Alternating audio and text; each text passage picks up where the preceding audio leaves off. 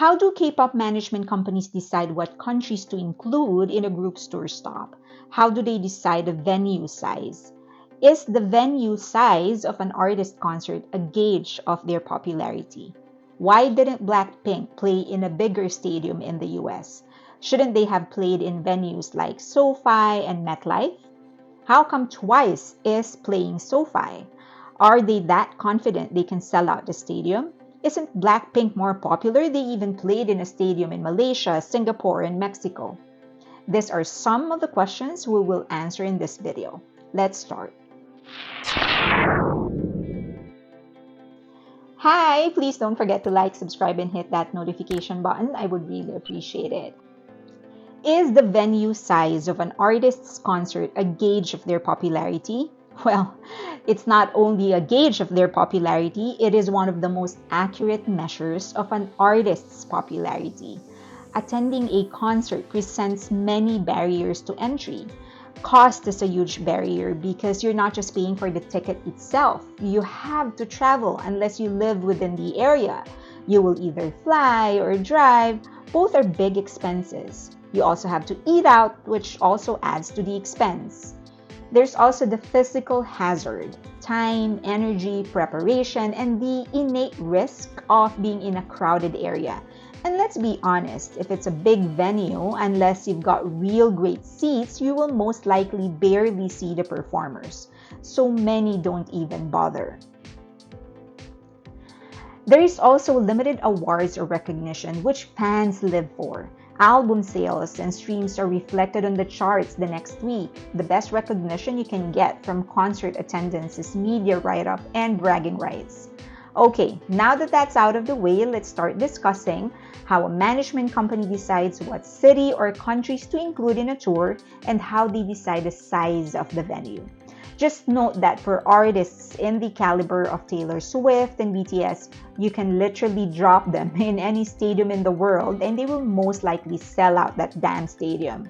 So the process of deciding which city to stop in for those artists mostly depends on the business and legal side of things. For example, it's incredibly hard to do a stop in Saudi Arabia because they're very strict. Their regulations in promotions, artistic freedom, and others are very, very strict. Europe is also incredibly complicated because of the different regulations in every country, even though they are all connected. So let's assume we're not talking about artists like them. Research is a huge part of a K-pop group's promotions, and this is not just for concert, but for just about anything they do. No company goes by their gut feel or social media trends when it comes to making decisions involving millions of dollars in investment. The management companies do their own research using their own data and data from third-party sources. Here are some of the things that they consider. Sales of the albums. And yes, they are well aware of the fact that fans buy multiple copies of a CD or whatever it is that they sell. So they actually identify unique sales and they base their analysis on that. Streaming data is another, specifically paid ones. Because it's not just about having a big fandom in the area. It's also about having a big fandom with disposable income to pay for those tickets and expensive merchandise. Merchandise sales is also a good indicator of a strong fan base, and it makes a good case for bigger revenue. It shows loyalty and also disposable income. If it boils down to 2 cities or 2 countries or 2 states, the source of merch sales could be a good tiebreaker. Fandom membership is something very unique to K-pop, but it provides more accurate insights. It actually includes locations of an artist fan base or demographics and psychographics data, including age, gender, income, and other information that could help the management companies formulate their marketing plan. Digital footprints is also valuable. Many management companies work with social media companies to gain insights on the actual location of fans and actual number of fans because, as you know, there are so many bots. There are so many people with multiple accounts and even more fans who pretend to be located in other areas or other countries. However, the social media company actually knows the truth and can generate accurate data for advertisers. This data, if taken alone, will not determine possible concert attendance, but it is useful if you put it together with other data. It can provide insights on possible expansion and other sentiments of the fans.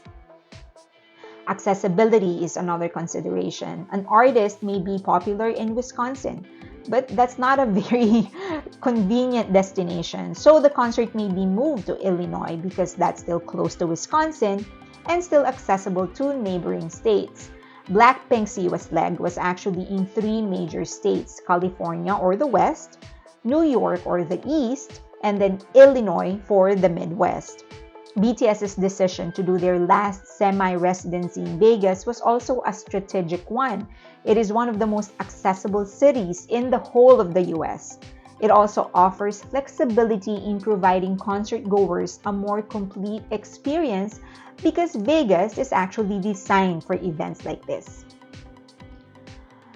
A concert promoter. An artist management company will actually partner with a concert promoter in the country or the region. The promoter takes care of the business and logistics side of things.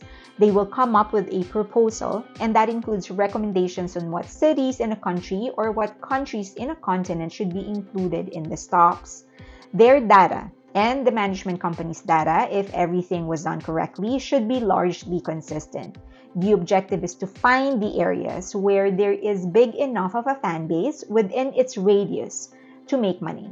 The concert promoter's responsibilities include, but are not limited to, obtaining the venue or booking it, pricing the event or the tour, and providing air, sea, or land transportations and other things.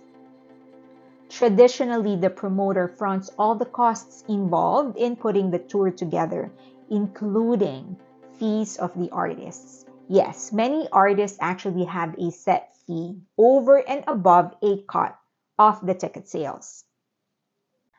Unique business process. One glaring difference between the West and the East, specifically K-pop, is the control over the concert itself. One of the major contributions of HYBE and Big Hit is revolutionizing concert experience. A concert becomes a global festival that involves multiple events across different countries, and it culminates into the concert itself. They release new contents, put up exhibits, pop-up stores, and other things. This means they take control of the events happening around the concerts, including merchandise selling and others. This actually limits the ways by which the promoter and organizer make money. Concert venues. Size and availability are two of the most important considerations. It's better to pack a Bank of California with 20,000 seats for 2 nights than to perform in a half-empty SoFi for a night. There's also the radius clause. It basically prohibits artists from doing a concert in a venue that's too close to another venue. Regulations. Some countries are straight up difficult to do business with. Saudi Arabia, for example, is very strict on who they let in. BTS managed to do a concert there because they were invited. There are countries that have too much red tape and countries that have political and civil issues. Of course, you don't want your artist to be compromised. Tour legs. A leg of a tour is a cluster of concert stops. When artists travel, they fly with them a lot of equipment, clothing, and other things. So a country or a state or city needs to strategically fit within a leg. The regulations must allow the concert and the venue or location must be available at the same time. So just because a management company knows they can sell out a stadium in a country or state or city won't guarantee they can go there. All elements must come together for the concert stop to happen. Blackpink performed in smaller venues because that's what their research showed they can sell. Twice is performing in a bigger venue because that's what their research shows they can sell. The edge of Blackpink is that they were packaged to become glamorous, which gets them more fashion gigs, way more than Twice members, so that equates to more media exposure as well. Blinks are also incredibly organized versus Twice fans. Twice has a lot of casual fans. It doesn't mean that Blackpink won't ever do their stadium tour in the US or in Europe, Remember that Born Pink is only their second studio album, and they only have 36 songs in total. To achieve what they have achieved with such limited discography is incredibly impressive.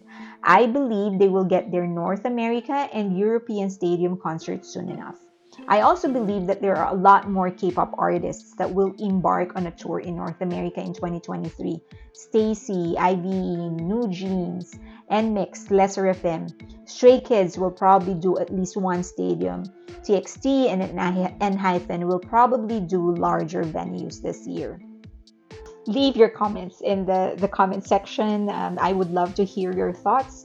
And of course, you can always get in touch with me in any of the social media links that you see on your screen right now. And don't forget to like, subscribe, and hit that notification button. I would really appreciate it. And know that I always appreciate all of you. Thank you. Till next time.